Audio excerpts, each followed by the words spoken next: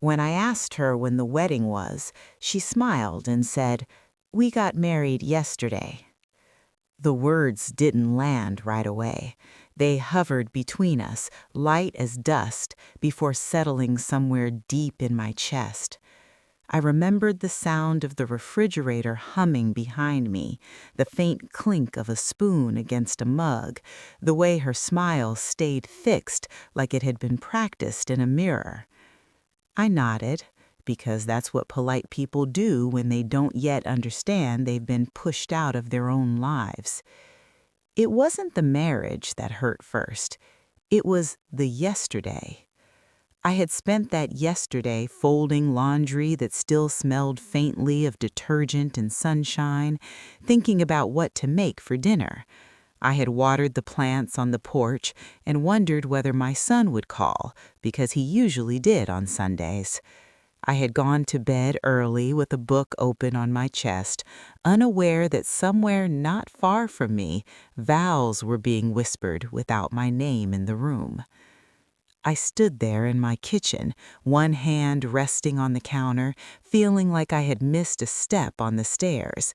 Not fallen, just misjudged where I was. "Oh," I said finally, "yesterday." She nodded again. It was small, just us. Just us, as if I had never been part of that circle, as if I hadn't been the one to hold him together when his father left, the one who stayed up nights with fevers and school projects and heartbreaks that felt like the end of the world at the time. But I smiled. I always smiled. That was my habit, making space for other people's comfort, even when my own was shrinking. Congratulations sat on the tip of my tongue, but something stopped it. Not bitterness, not anger, just confusion, a quiet, aching confusion that settled in my bones. That was the moment everything began to rearrange itself, though I didn't know it yet. Before all this, my life had been simple in the way routines can be. Predictable, yes, but warm. I lived alone in the same house my son grew up in, a modest place with creaky floors and windows that rattled when the wind came in from the east. I worked part-time at the library, shelving books and helping older patrons with the printer.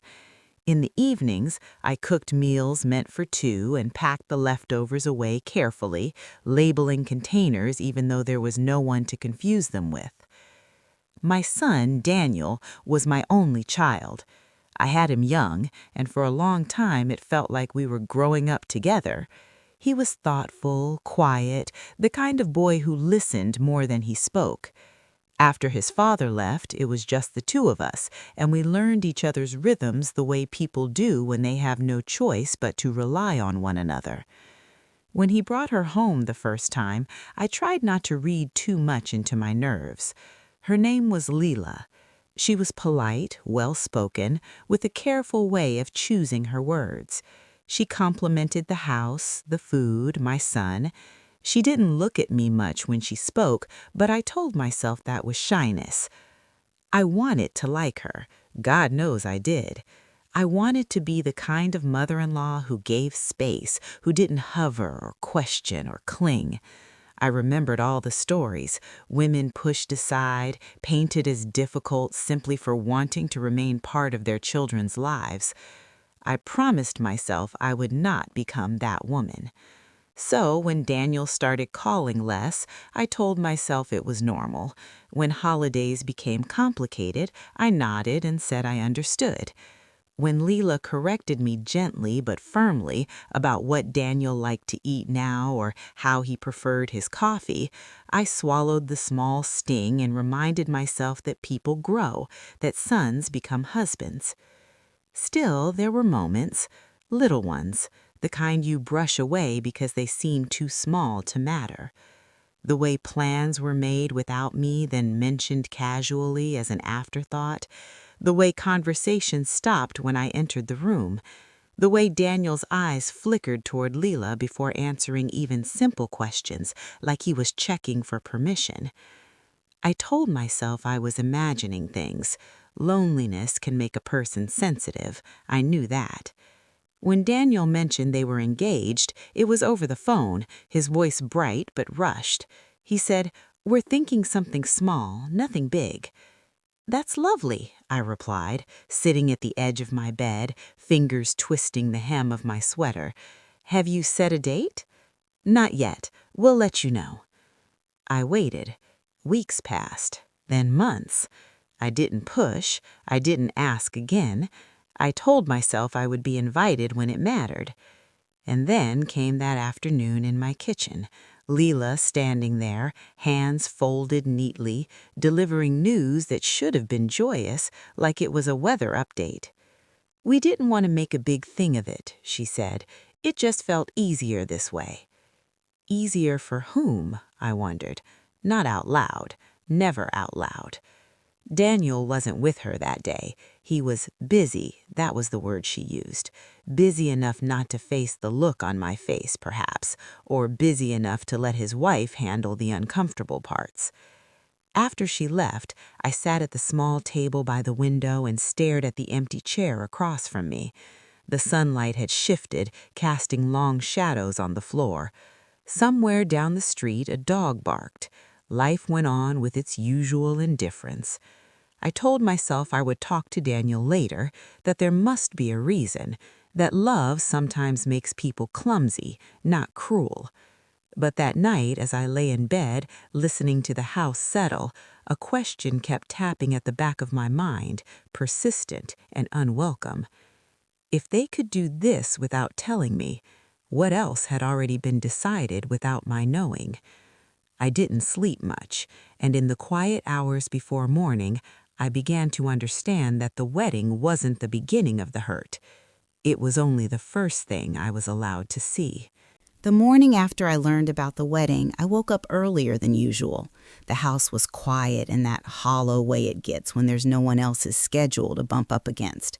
I stood in the kitchen with my hands wrapped around a mug of coffee that had gone lukewarm without me noticing, staring out at the yard where Daniel used to kick a ball against the fence, over and over, until the neighbors complained.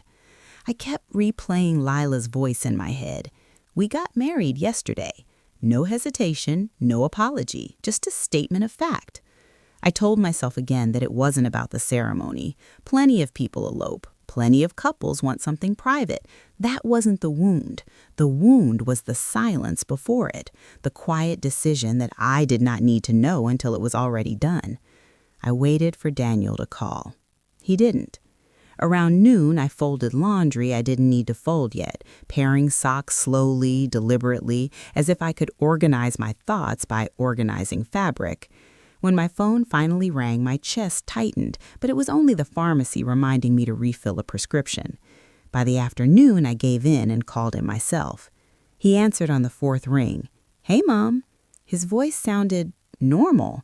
That hurt more than I expected. "So," I said, trying to keep my tone light, "you're married." There was a pause. Not long, but long enough to notice. I could hear movement on the other end, maybe a door closing. "Yeah, we meant to tell you." I closed my eyes. "When?" "Soon," he replied, then more quickly, "It wasn't meant to hurt you." That sentence landed heavier than anything else because it meant the possibility had existed in his mind, that hurting me was a known risk. "I just wondered," I said carefully, "why you didn't think I might want to be there, or at least know." He exhaled. "Mom, it was just simpler this way." That word again. Simpler. I imagined their day, the paperwork, the small room, maybe a witness or two. I imagined my son standing there without me, saying words I had waited years to hear him say to someone. I imagined him not looking around the room, not noticing the absence. "I wasn't asking for a big role," I said quietly, "just a place." There was silence on the line. Then he said, "Lila thought it would be best." I didn't respond right away. I felt something settle in me then, something solid and cold. "I see," I said. We talked a few more minutes, but the conversation stayed on the surface. He promised we'd celebrate later. I told him congratulations because it was expected of me, and when I hung up, my hands were shaking. That was the first time I let myself feel angry. Not the loud kind, the kind that sits low in your stomach and makes everything feel heavier. I wasn't angry at the marriage, I was angry at being managed, at being decided around. Over the next few weeks, I watched the pattern sharpen into something clearer. Invitations to dinner that came last minute, if at all, photos posted online of family gatherings I hadn't known were happening, Lila's name appearing on mail addressed to my son, now officially replacing mine in the invisible hierarchy of importance. Once I mentioned casually that I hadn't seen them in a while. Lila smiled tightly and said, "Life gets busy when you're married," as if marriage were a door that closed behind you. I began to question myself. Had I been too involved, too opinionated? I replayed old conversations, searching for moments where I might have pushed without realizing it. The truth was uncomfortable. I had worked so hard not to overstep that I'd stepped entirely out of the room. The first real crack was at a family gathering, a cousin's birthday. I almost didn't go, but guilt nudged me out the door. When I arrived, Daniel and Lila were already there, seated together, their heads bent close in a way that made them look like a single unit. I hugged Daniel. Lila offered her cheek. During dinner, someone asked about the wedding. Lila answered before Daniel could speak. "It was very private," she said. "We didn't want outside opinions." The table went quiet for a moment. Someone laughed awkwardly and changed the subject. I focused on cutting my food, my appetite gone. Outside opinions. Later, in the kitchen, my sister leaned toward me and whispered, "Are you all right?" I nodded automatically. That was another habit. But as I turned away, my eyes burned. That night, I couldn't stop thinking about that phrase, outside opinions. When had I become outside? I started noticing things I hadn't let myself see before. How Lila corrected Daniel when he spoke about childhood memories that involved me. How she framed my concern as interference. How Daniel, once so open with me, now filtered everything through her comfort. I wasn't losing my son all at once. I was being edited out, quietly. One afternoon, I stopped by their apartment unannounced. I hadn't done that in years, but something in me needed to see them in their space. Lila answered the door, surprise flashing across her face before smoothing into politeness. "Oh," she said, "we weren't expecting you." "I was nearby," I replied. A lie. I'd driven across town. Daniel wasn't home. Lila stood in the doorway, blocking the view inside. I noticed a photo on the wall behind her, a wedding photo. Just the two of them, smiling. No family, no history. "It looks nice," I said, nodding towards it. She followed my gaze. Yes, it felt right to keep it just ours. I looked at her then, really looked at her, at the careful way she held herself, at the control in her tone. "Can I ask you something?" I said. She hesitated. "Of course. Did you ever think to tell me before it happened?" Her smile didn't reach her eyes. Daniel didn't think it was necessary. There it was, a small shift of blame, smooth and practiced. I left soon after, my heart pounding harder with each step down the stairs. By the time I reached my car, my hands were shaking again. It wasn't just exclusion, it was erasure. And for the first time, I wondered whether this had been intentional all along. After that visit, something in me shifted. Not dramatically. There was no confrontation, no tearful phone call where everything spilled out at once. It was quieter than that. Like realizing a door has been closed for a long time and you're only just noticing the draft is gone. I began paying closer attention, not in a suspicious way, more like the way you listen harder when you realize you've been missing parts of a conversation. Daniel stopped sharing details about his life. When I asked about work, I got vague answers. When I asked about plans, he said, "We'll see." Everything was we now, but I wasn't included in it. Leela, on the other hand, spoke often but never deeply. Her words were always pleasant, always controlled. She asked about my health, my job, the weather, never about my feelings, never about how I felt being left out of something as significant as my only child's wedding. I told myself maybe she didn't know how. Not everyone grows up learning how to sit with discomfort. Still, there were moments that lingered. Once, I overheard her on the phone when I visited briefly to drop off something Daniel had left at my house years ago, a box of old photos I thought he might want. I stood in the hallway, unseen, as she said, "No, I've handled it. She doesn't push. She won't." Handled it. I pretended I hadn't heard anything. I handed over the box. She thanked me and placed it on a shelf without opening it. That night, I lay awake listening to the ticking clock on my bedside table. It had been there since Daniel was a teenager, loud enough to annoy him, but steady enough to comfort me. I wondered when my presence had become something to be managed rather than valued. The next clue came quietly, through paperwork. I received a notice in the mail addressed to Daniel, forwarded to my house by mistake. It was from a bank. I didn't open it, of course, but the return address caught my eye. It was the same bank where Daniel and I had once shared a small account when he was in college, an account we'd closed years ago. Curious, I mentioned it when he called that weekend. "Oh," he said quickly, "yeah, we're setting things up, joint stuff." "That makes sense," I replied, then gently, "You know, if you ever want help understanding the paperwork—" "We're good," he interrupted. "Leela's very organized." The line went quiet afterward, awkward in a way it hadn't used to be. I realized then that offers of help were no longer welcome. They weren't neutral. They were seen as intrusion. I began to feel like a guest in my son's life, someone expected to behave politely, not ask too many questions, and leave before overstaying. The worst part was the doubt. I questioned my instincts constantly. Was I being unfair, jealous, outdated? Maybe this was just how things were now. Mothers raised children, then stepped aside. That was the story, wasn't it? But something about the secrecy of the wedding refused to settle. One afternoon, I ran into Daniel's childhood friend at the grocery store. We exchanged pleasantries, and then she said, "I heard about the wedding. That must have been so special." I smiled automatically. "Yes, very." She tilted her head. "You weren't there, right? They said they wanted to avoid, complications." I didn't ask what she meant. I didn't need to. The word echoed in my head the whole drive home. Complications. That night, I lay at my kitchen table with a notebook in front of me. I hadn't kept a journal in years, but suddenly I needed to put things somewhere other than my chest. I wrote down dates, conversations, phrases that stuck out, not accusations, just facts. Didn't tell me about the wedding, decisions explained as simpler, help framed as interference.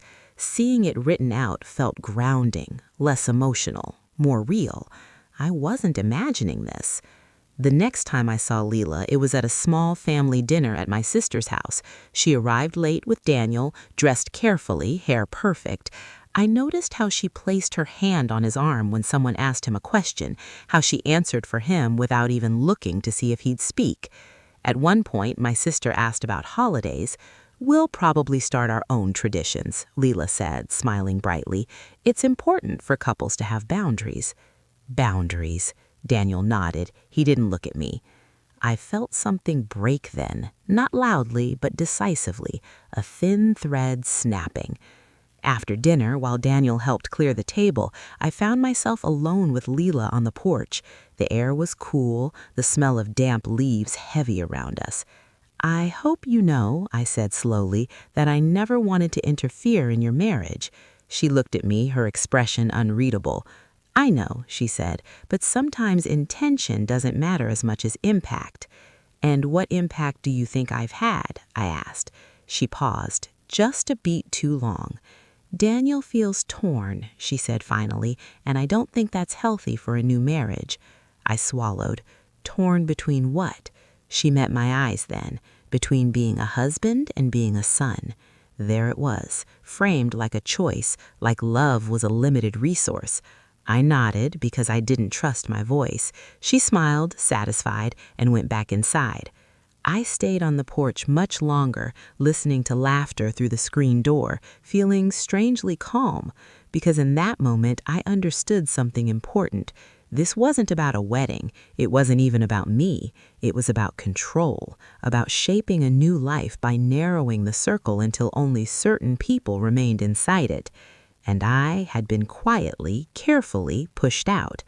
What I didn't know yet was that this wasn't the end of it.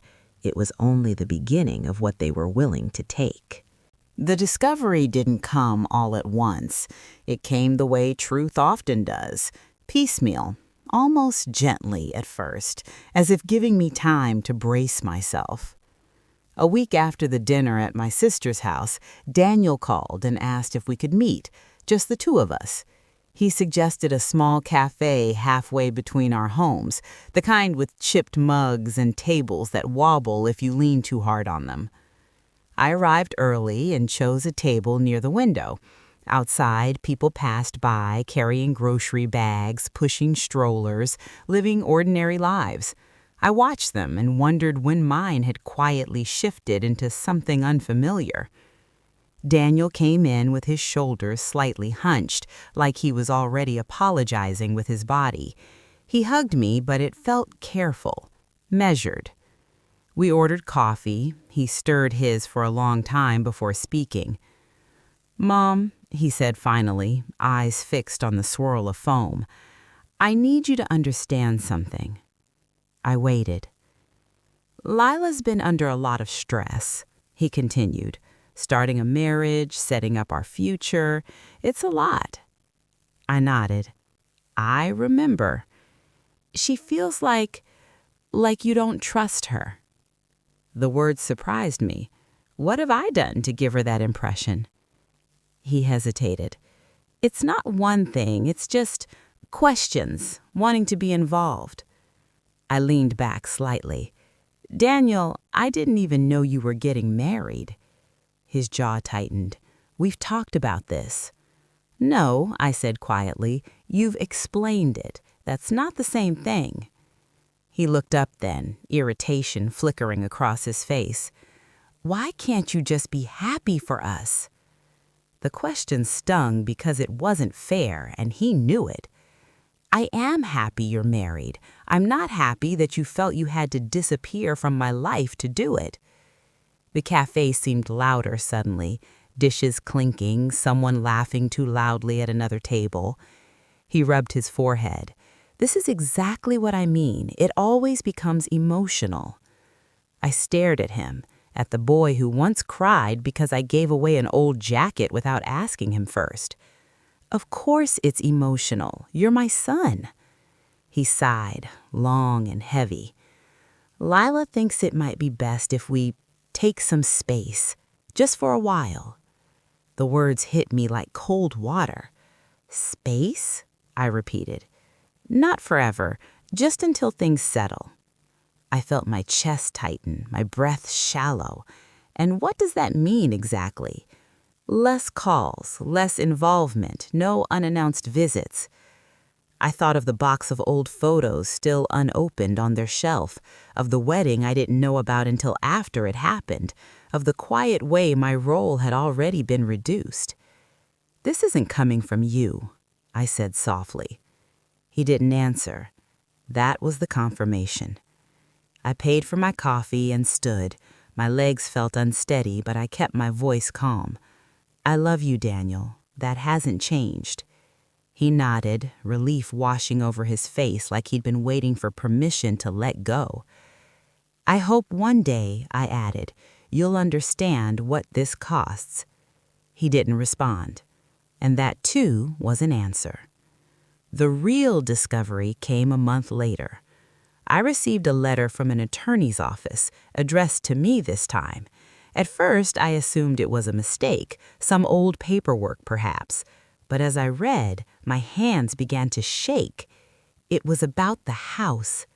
My house. The one I'd lived in for over 30 years. The one Daniel had grown up in. The one I had paid for slowly, painfully, with overtime hours and sacrifices no one ever saw. The letter referenced a conversation I had no memory of, a discussion about future ownership, about family planning. It mentioned that Daniel and his wife had been advised that my house might complicate their financial future. Complicate. I sat down hard in the chair by the door, the paper crumpling in my hand. They hadn't just excluded me from the wedding. They had been planning around my life, around my home, around my eventual absence. I called the attorney's office immediately. After some confusion, the woman on the phone apologized. She said, "It seems a draft was sent prematurely. There's no action being taken without your consent." Consent. I hung up and stared at the wall, my heart pounding. I thought back to the bank letter, to the joint accounts, to the careful way Lila spoke about boundaries and impact. This wasn't accidental. That night I called Daniel. "What were you planning to do with my house?" I asked. Silence stretched on the line. "Who told you?" he asked finally. "So it's true," I said. "We were just discussing possibilities," he replied defensively. "Nothing was decided." "You discussed my home," I said, my voice steady despite the storm inside me. "Without me." He sighed. "Mom, you live alone. It's a big place. We thought—" "You thought it was easier," I finished for him. He didn't deny it. That was the moment betrayal took shape, not as cruelty, but as convenience. I was something to be managed, minimized, planned around. "I need time," I said, and ended the call. I sat in the dark living room afterwards, the familiar shapes of furniture looming like old friends, suddenly unsure of their place. I realized then that I had been holding on to a version of my son that no longer existed. And I understood something else, too. If I didn't speak now, clearly, firmly, I wouldn't just lose my place in his life. I would lose myself. I didn't sleep that night. I lay in bed staring at the ceiling, tracing the faint cracks that had been there so long I could have drawn them from memory. Every thought circled back to the same quiet truth. I had been trying to preserve peace at the cost of my own dignity. By morning, something in me had hardened, not into bitterness, but into clarity. I made myself breakfast, even though I wasn't hungry. Toast burned slightly because I forgot to watch it. The smell filled the kitchen, sharp and grounding.